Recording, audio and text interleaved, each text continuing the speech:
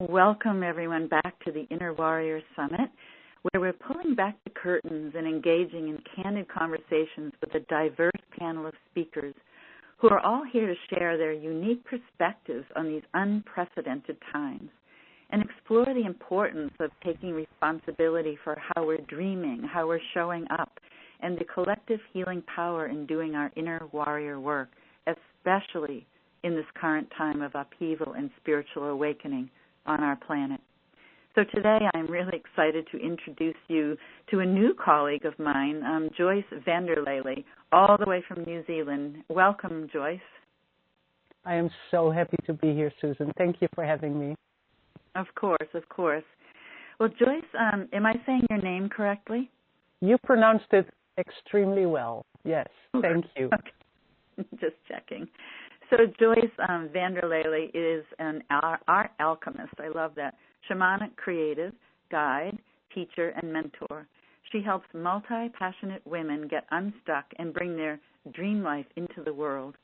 Born in the Netherlands, she moved to New Zealand and has been there for about half her life now. She had a big awakening moment after losing almost all in the 2010-2011 Christchurch earthquakes. This transformed her life and how she chose to work from then on. She uses her personal magic and medicine every single day. She's mom to two highly creative teenagers, and her soulmate is always there supporting her wild wanderings. I love that. So, Joyce, I'd like to begin by asking if you could talk a bit about your awakening that you had as a result of the Christchurch earthquakes and how that changed your life and led you to the path that you're on. Yes, it is. That really has been one of the moments where my life transformed. I feel the most. It just a natural disaster, and I know that a lot of people in a lot of different places in the world experience things like this, and things that are maybe different, but that are impactful, like a natural disaster. It stops you in your tracks. It really is like a complete, immediate, utter pattern interrupt. The biggest one that you could ever think of. And it just makes you stop and think and feel and experience things at a deeper level. It is something that I never expected to experience. Born in the Netherlands, we don't even have hills there or mountains, so it is. I don't know. Somehow I feel that I may have had to move to the other side of the world to get this experience because of the things that happened after, and that is always so interesting to see that if you can afterwards reflect back and see what the change actually has done to you, and often for the good, it has taken you in a different direction in your life that actually needed to happen, and that is really the biggest aha awakening moment. The things that people talk about so often. It's when you start to understand that it had to happen for you to move on and forward in a certain direction. Wow. And you lost everything, your home and all your belongings and everything? Well, we still have a few things. Yeah. Okay. We still have a few things, especially when you emigrate to the other side of the world. It's some keepsakes and memories are, or tangible memories are mementos. That's the better word. They become very important, and so we lost a lot of those things as well. But yes, so there I still have some, and they're precious, but they somehow also, it teaches you. An event like that teaches you that is not where the importance lies either. Everything can be found within yourself. Right. Mhm. Mhm. Yeah. So we. That, sorry. Go ahead. Mm-hmm.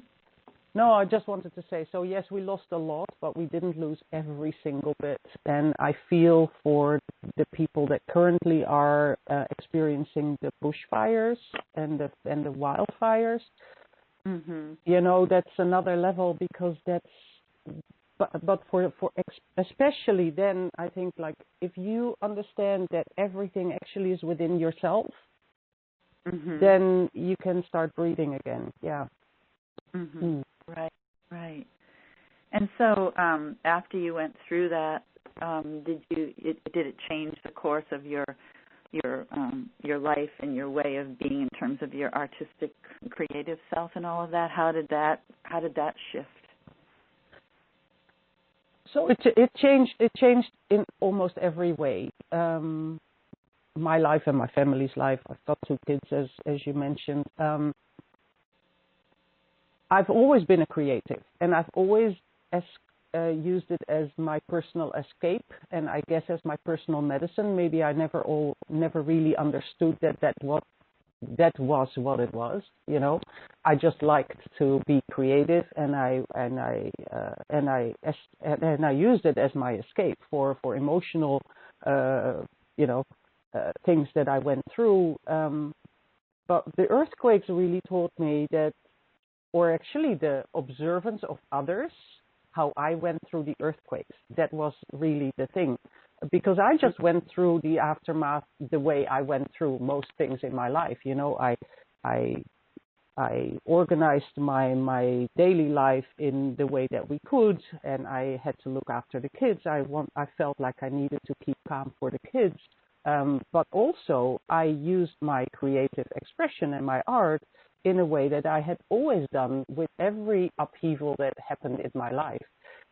So I actually, it looked to others that I had my life pretty much in control in amongst all the mess that had happened, and the amount of things that we had lost, and it was only other people in my area that asked me, how can you stay so calm when you don't even have your family support here? You are just you and the kids and your little family unit, and we still have our family here, and we are more anxious and disturbed by all this what we experienced than you are. So how do you do that? How do you stay so calm? And that's when I realized, yes, actually I'm getting through this pretty well, emotionally and mentally and day-to-day life. And then I looked back at what am I actually doing, and I said, and I showed it to them. I said, look, this is what I do. And so that's when I really started helping others using my tools, if you will, to get through all this heightened anxiety and emotional upheaval and all the uncertainty and all the stress of the moment. And that's really when I saw that was how I was using my creative expression. I love that. And would you say that, I'm just imagining, because before you were mentioning how your creativity was like an escape, and what I'm imagining going through this, did you find that your creativity became more of the ability to go deep into what was stirring inside of you rather than it being an escape, like more of an entryway in rather than a way to escape? Yes. So that's what I think is that awakening moment where I realized that it wasn't just a daydreaming thing, it wasn't just like, oh, I'm just doing something. This was actually diving into and connecting into my personal powers, my personal superpowers or medicine, the magic that you actually can create from within, that you can use that as your medicine. Yeah, it is. It's not just a creative expression. It is something that heals. Art helps healing, and you can actually dive way deep. And I know you cannot see me now, but I always go into this gut area. My hands always move down to my lower belly, and that point where I feel that is where I connected with, when I realized that my art and my creativity actually helps in such a strong way. Yeah. Right, and what a gift to be sharing that with others and helping them have a place to express the energies moving through them in that time when they were so like, what are you doing here? I love that. Do you primarily use all mediums? What is your primary medium, and what do you share with others, or is it just anything and everything? So it's interesting. I am mainly very visual, so I like visual art. I paint, I sculpt, mainly painting and sketching and, visual art. I do love the tactile of sculpting and working with clay and connecting with earthy things, so earth and wood and natural sources, mediums. I love that connection, making that connection. But the thing is that I also love music. I'm not a musician. My daughter is.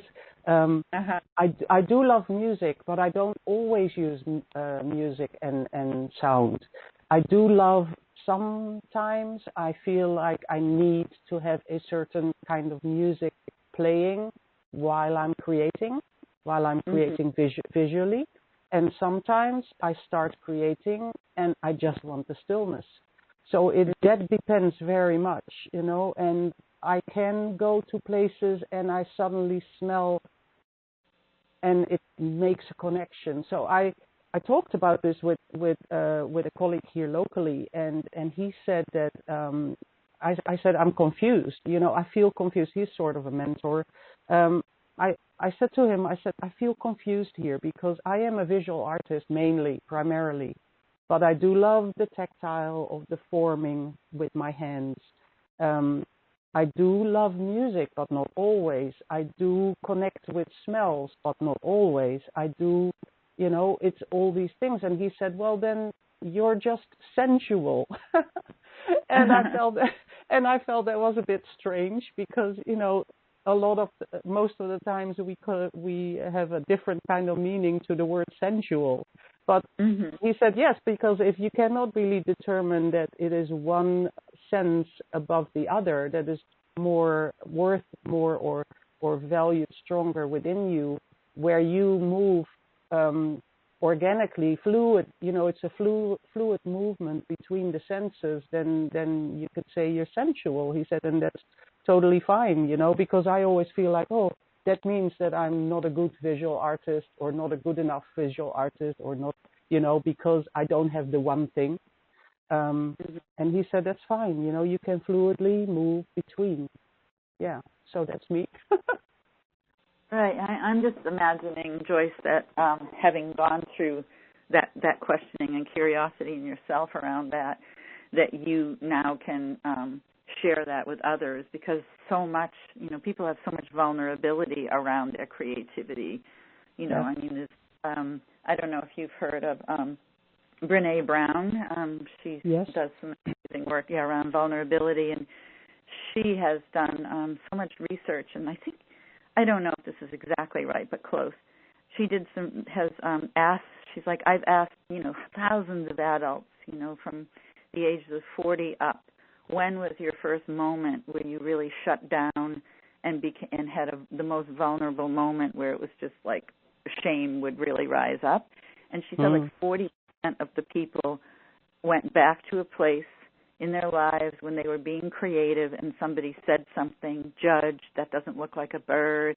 And she was blown away by how much the seat of people's shame and vulnerability in the shame vein had come when they were in a creative, magical moment and somebody somehow judged or said something to them.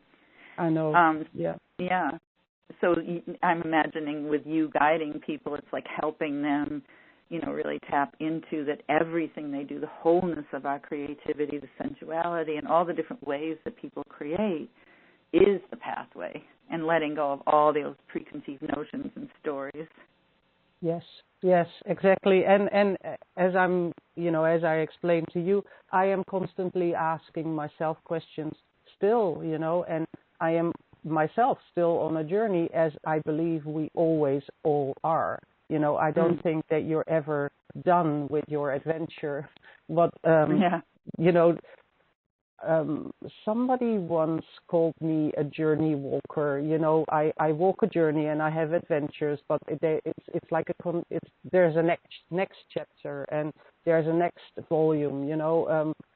You get to a point and then I always ask myself, there must be more. What's next? What's next? And so I'm always searching. I'm always looking for things, and I love to find the connections. I love to come to a point where I understand why something has happened in my life, on my adventure, on my journey, and that is why I say now I can look back at the earthquakes and I can say I am grateful that they happened to me. I'm not grateful that they happened. I'm of course it's not something you're happy with, but I'm grateful for the experience because it has taught me and shown me so many things about myself and within myself and what I can do with my creative medicine now, that if I had not had that experience, that would never have happened.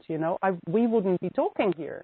So those things, and then if you can find that, if you can find those kind of answers and explanations for things that you have personally endured or experienced, then you get to that next step. You can move yourself further forward. Yes, definitely.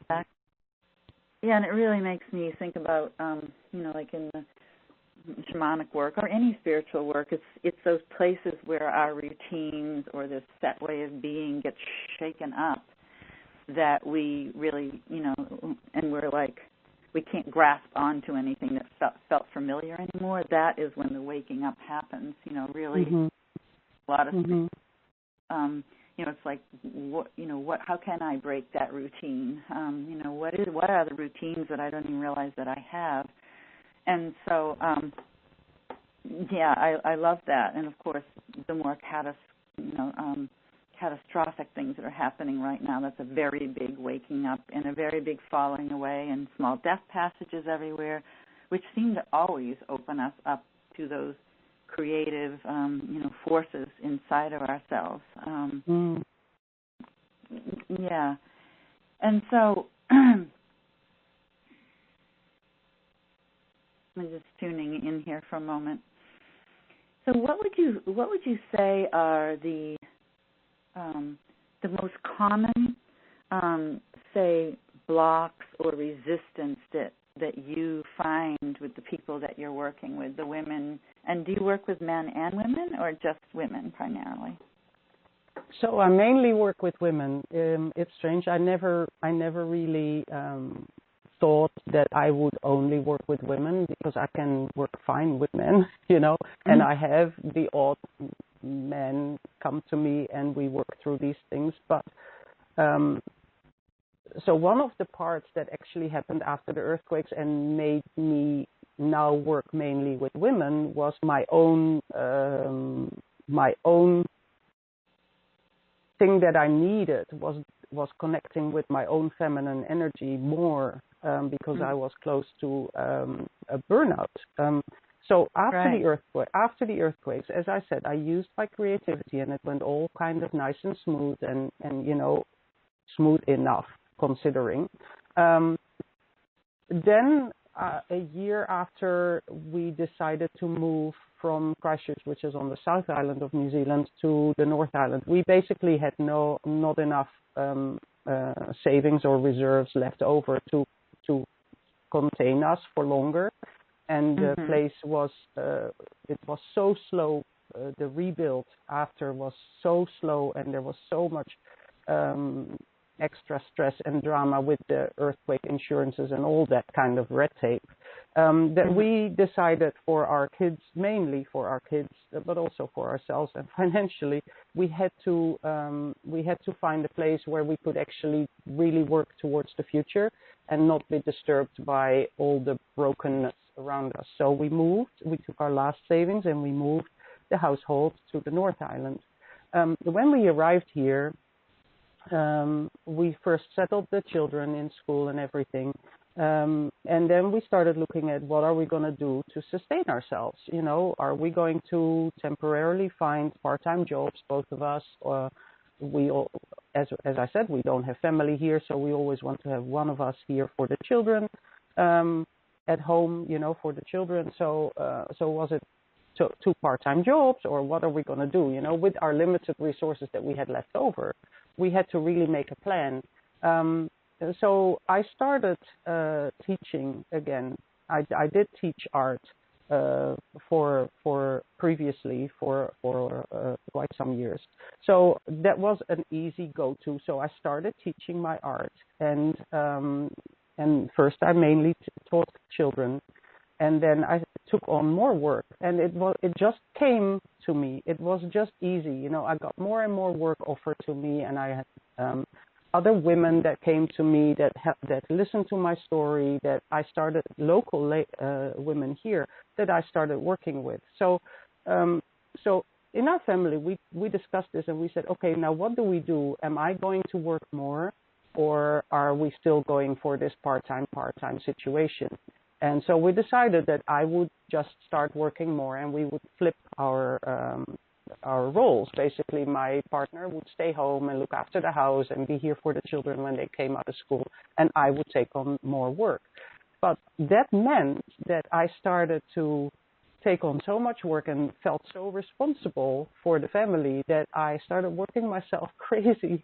And also, the interesting thing was that the reaction of people, outside people, and this was a really interesting thing, people would ask me, because we were new here in this area, so people would ask me, oh, where are you from? What's your story? Blah, blah, blah. What are you doing? So I would say what I was doing, and then they'd go like, and what does your husband do?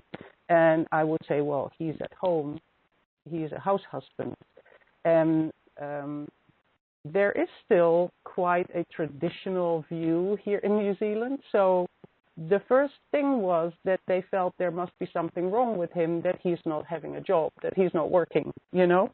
So I started to find excuses for that, and felt very uncomfortable explaining that we have reversed roles, and that was like such another eye opener for me. And I thought, why am I even feeling that I need to explain this? Why do I feel like I need to apologize for this situation that we have created for ourselves, which is working fine, you know?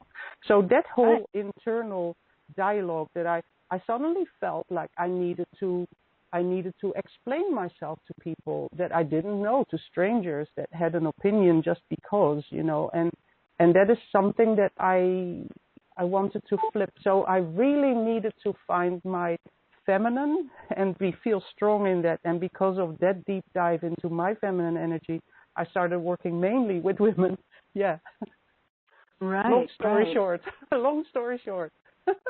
Yeah. Right. Well, I feel I know that in my work and working with so many people, there is, with men and women right now, and particularly we women, it's like the feminine forces are coming back into the center, and we keep hearing the return of the divine feminine and, you know, connecting back up with our feminine nature.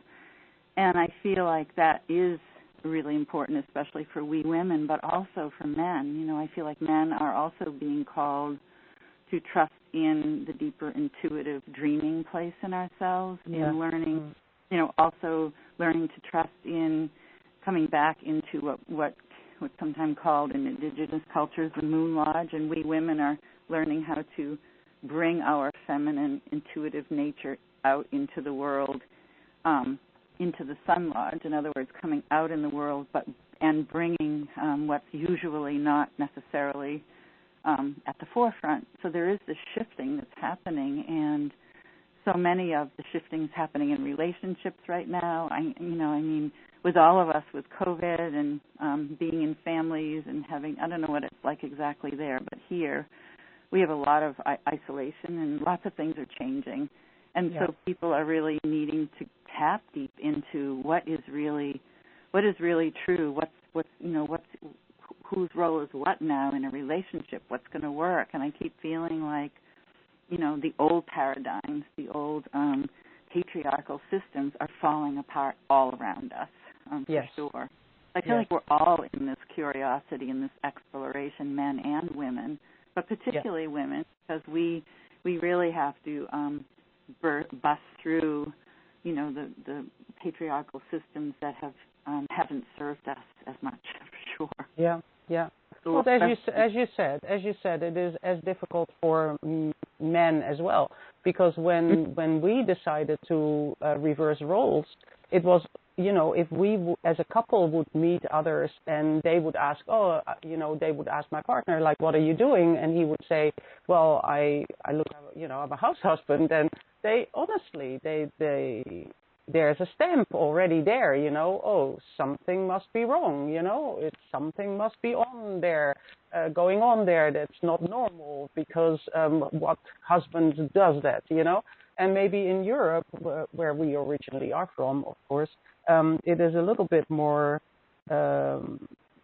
easy for men and women to share household roles and things like that. But here in New Zealand, it turned out to be pretty patriarchal, pretty traditional, and you felt that in the reactions of the people, which was really interesting. But that's another one that I am glad to have experienced and worked through, because it has made me grow and made me own up things in myself and understand things about myself and about our family unit. And I think that helps my kids be better people for the future world, because they see that we are also between the roles in the house quite easygoing, who does what. We don't have this all set out like this is for the woman in the house, this is for the man in the house, or whatever, we all do our part, and I think that is a good thing.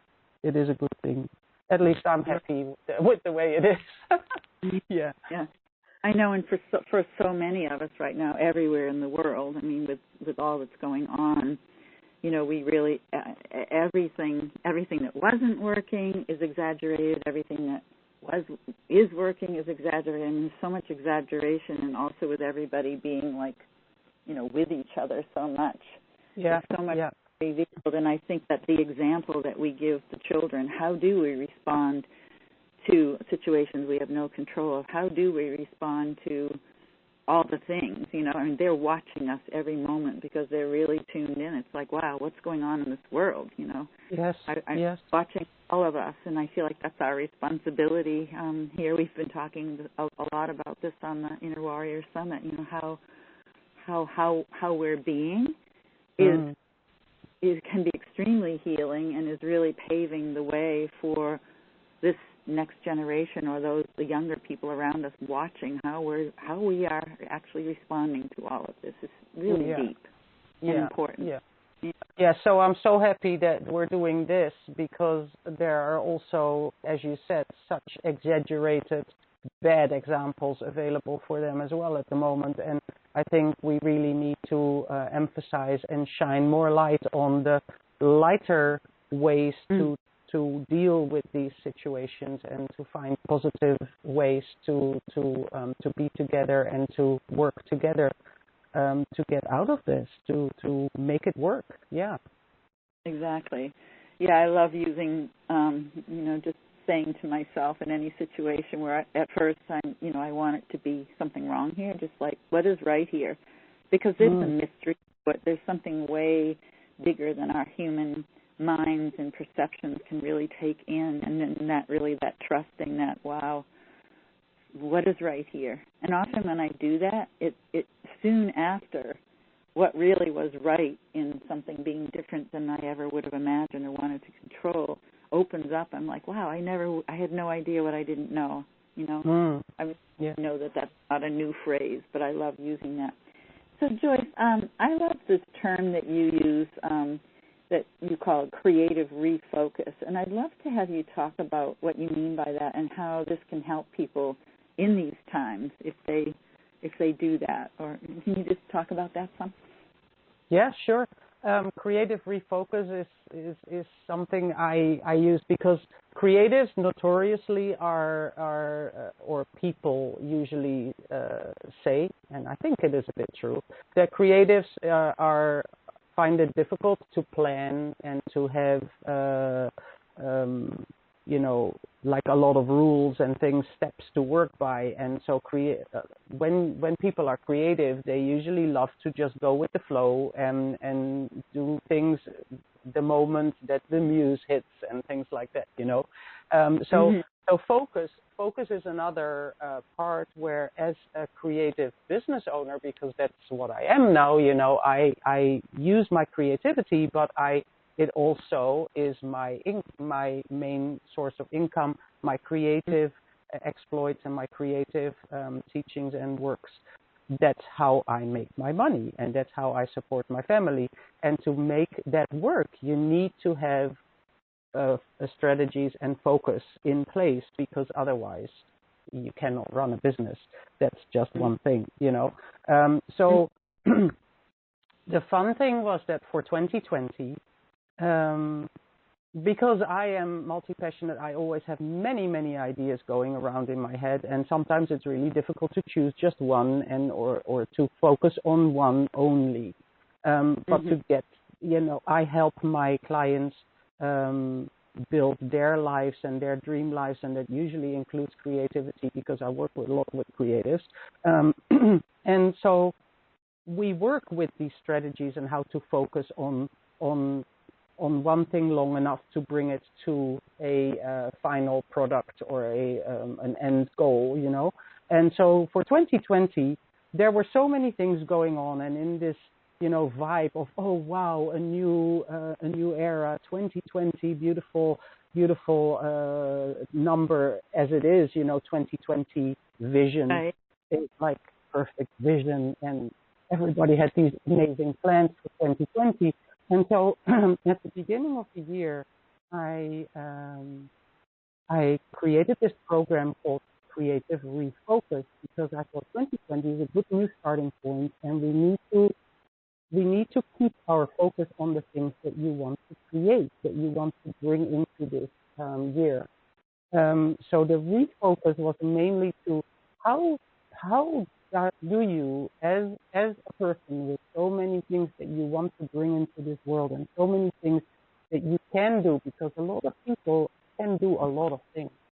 How do you do that? How do you bring your focus, back into you, so that you can actually,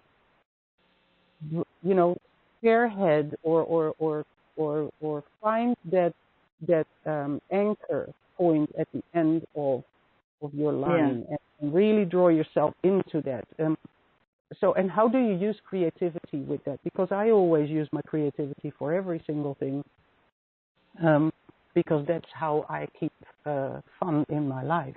If I have to do everything with spreadsheets and templates and those kind of things, it just gets so boring that I need to find creative ways to keep me interested in doing those kind of tasks. So how do you creatively focus? How do you creatively use strategies and plans with it's almost like you trick yourself, really. I'm talking about this. I do business-like tasks, and I plan out things, and I have strategies in place. But to make myself do these things, do these particular tasks in my work, I need to trick myself, and I do that using creativity. I use creative activities, and I know very well that I do that, so that's the weird thing. It does work, even though you are very aware that you're, playing games with yourself, but it makes life fun. Yeah, I love that. Being like the magician. What's the next trick we can pull out, Yeah. And that must be helpful. I also, to you as an example, I mean, I know so many creatives and artists who are able to actually, create beautiful businesses online, and bring in a lot of abundance. So it's really also dismantling the whole belief of the starving artist. I have a friend who I think she went beyond $1 million in this past year, and she is a total creative. That's what she does. She does online programs and retreats and creativity. And I've sat next to her at business masterminds before because we used to be in one. And all of her notebooks, years and years, she takes notes at these masterminds.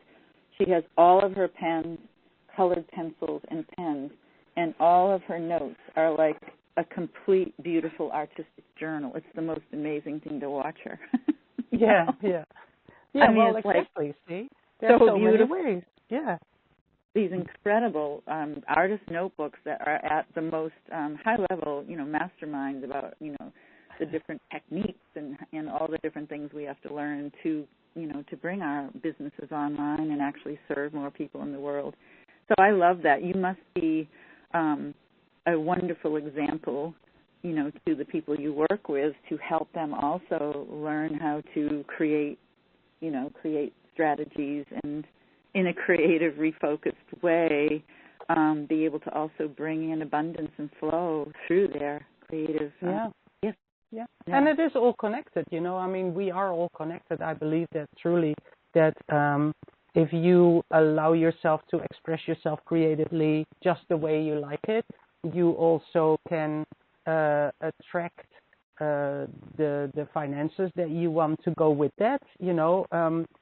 It is just, it's like a big infinite symbol that just keeps it just keeps moving and rolling and swaying, and you just need to allow yourself to go with that movement and just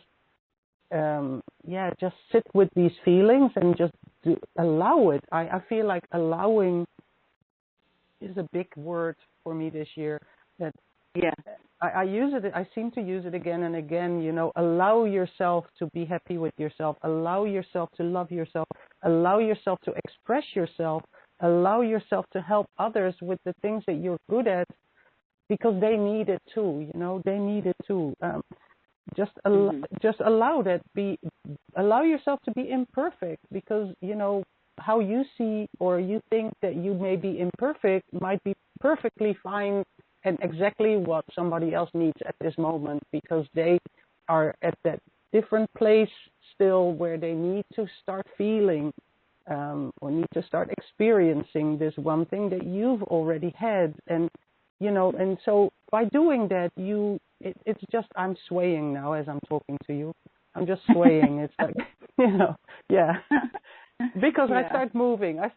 It's very much like, it's a dance. It's like a dance. Or if you're into skiing, it's like slaloming. You go left, you go right. It's like, it's a fluid motion. It's swaying and floating. That kind of feeling. Yeah. Exactly. Would you be willing to take the listeners and me through a little practice or something that you might help us open up those parts of ourselves?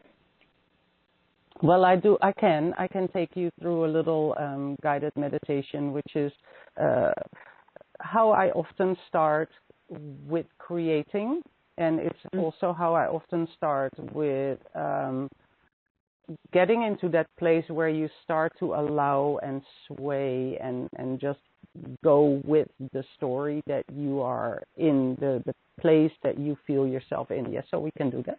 Definitely. Great. So I don't know if you're sitting or standing, it doesn't matter if you're sitting or standing, but I'd like you to feel your feet on the ground.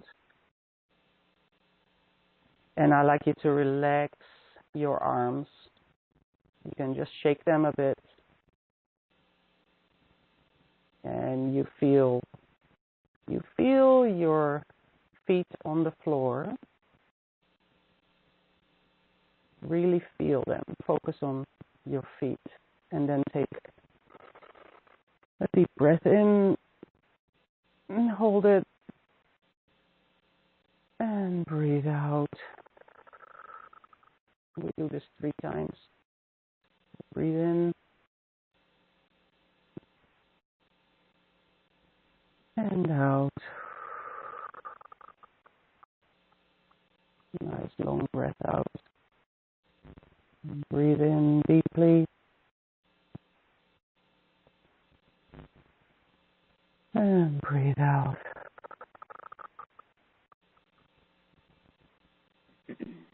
And now I'd like you to feel your feet on Mother Earth. Wiggle your toes a bit. Wiggle your toes, wiggle your toes. And imagine now the place that you would most like to be. So I love the beaches and the coasts. So I like to wiggle my toes in sand. Mm-hmm. I like to wiggle my toes in the sand. You can wiggle your toes in the earth. Mother Earth. And then imagine your legs roots go down. It's like they grow roots. They go down, down, down. Down, down, down. So you stand firm. You stand firm. There's no wind, no wave, nothing that can make you fall over. You are firmly rooted.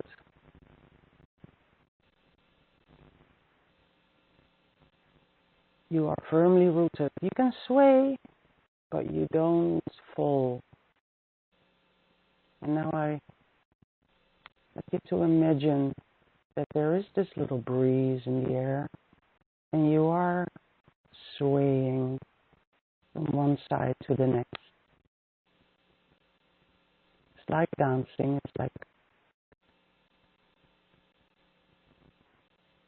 a little rhythm. And I like you to move with that. Feel those roots nice and deep and strong. And sway. Sway. Now I'm wondering, where are your arms? Have your arms moved outwards already? If not, this is the right time. Move them out and up, and move your upper body while you're swaying. Softly, as if you're in the wind, the breeze. What can you hear? You hear birds singing.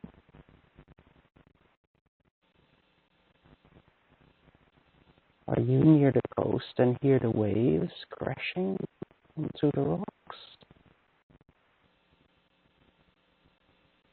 I can hear seagulls. I'm at the coast. I can smell the salty air. I can hear the waves. I can feel the sun on my face.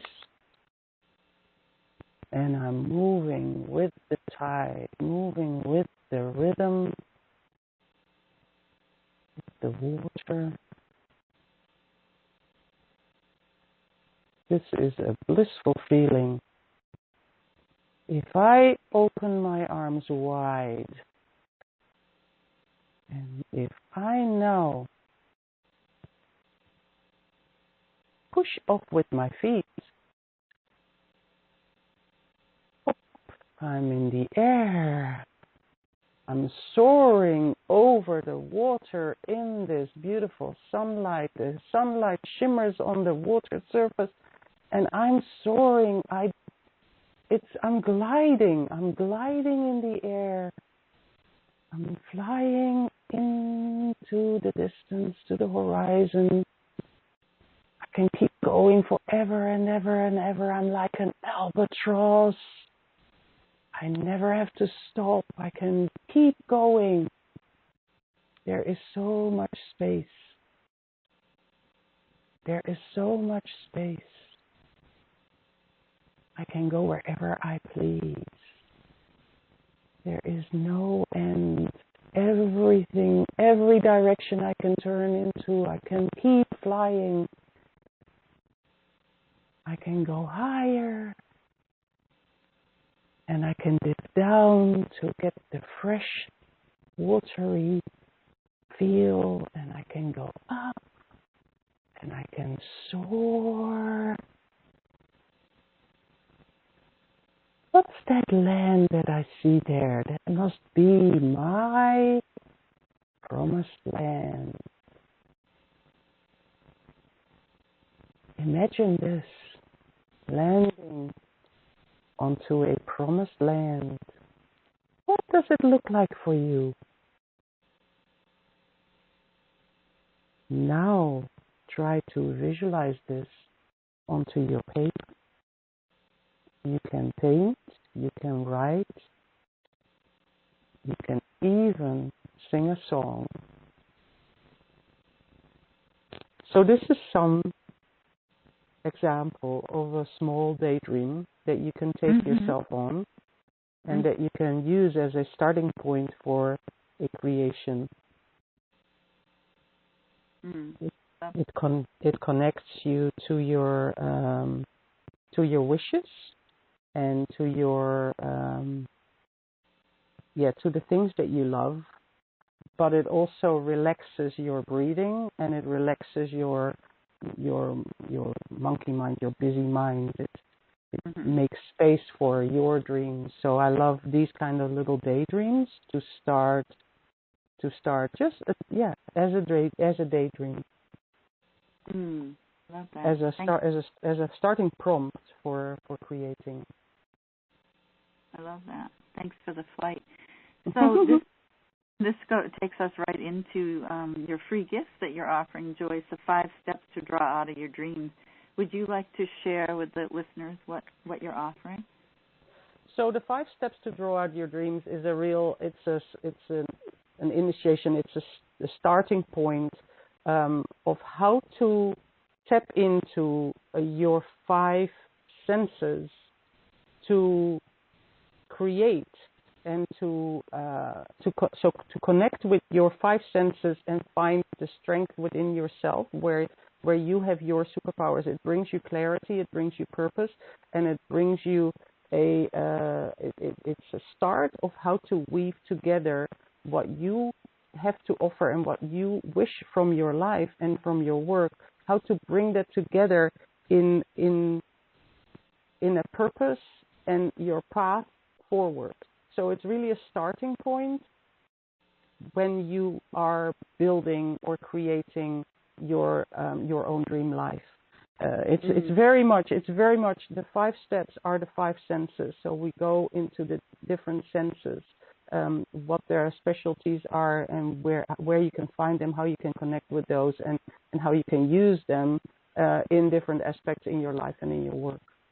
It's a really really lovely start on how I work and how I use every part of myself and in my clients, that we use every part of you into your life and work, because I believe truly that if you miss out using some part of you that is really an important part, that you will never be, that you can never be really happy in what you do in work. I come across so many women that are doing work and living a life where they have left behind 1 or 2 of their important parts, and because of that, they never really feel happy or content or complete. And when we find the way to include all of that, and weave it together. And that's what society has told us for so long, is that you need to focus on one thing to become a success, and you cannot do everything. You cannot have everything. But I don't believe it. I believe that if you find ways to weave everything that is important to you together, then you basically weave a magic carpet.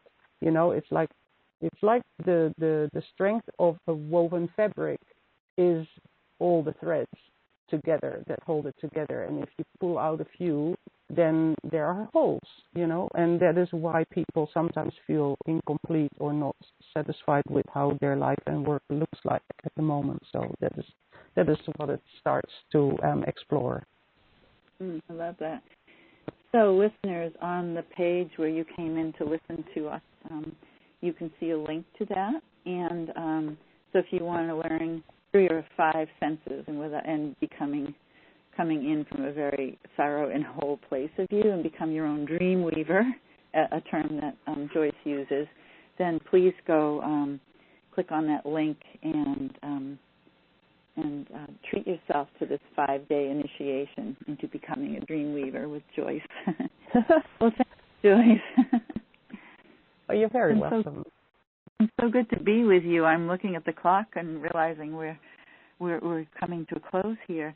So thank you so much for coming all the way from New Zealand to be with us and share your creative wisdom and your beautiful gifts.